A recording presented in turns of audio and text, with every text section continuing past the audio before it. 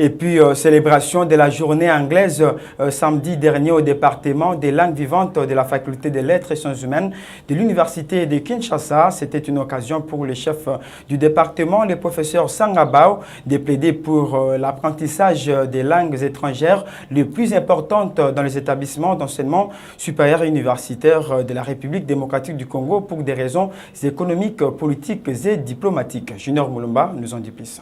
Le 23 avril, une date dédiée à la célébration de la journée anglaise dans le monde entier, n'a pas été inaperçue au département des langues vivantes de la faculté des lettres et sciences humaines de l'université de Kinshasa. Une conférence débat a été organisée en marge de la dite journée avec plusieurs thématiques, notamment les multilinguismes congolais, un facteur d'intégration, la place de la langue anglaise dans la politique congolaise, paradoxe ou réalité et l'apport de la langue anglaise dans la recherche scientifique pour ne citer que cela. À en croire le directeur de l'école des langues, le professeur Raymond Sangabaou, cette journée vise à sensibiliser la communauté congolaise en général et celle de l'université de Kinshasa en particulier et sur l'intégration linguistique et les conséquences de la négligence de la langue anglaise. L'essence de cette manifestation, c'est pour plus sensibiliser les Congolais à l'intégration linguistique.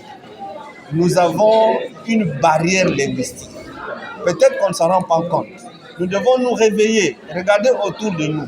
Ils ont pris l'anglais comme deuxième langue officielle. Ils sont intégrés la communauté anglo-saxonne. Mais nous reculons encore. Nous reculons encore, sinon les informations peuvent nous passer sans que nous puissions nous rendre compte. C'est un problème. Mais les journalistes que vous êtes, vous n'en parlez pas. Les organisations de la société civile, on ne fait pas garde. Donc, ça risque de nous échapper si nous ne rejoignons pas les autres dans la communauté linguistique qui est l'anglais aujourd'hui, qui est considéré comme la lingua franca au monde entier. Un lingua franca, ça c'est en anglais, et lingua franca. Lingua franca, c'est une langue médiane.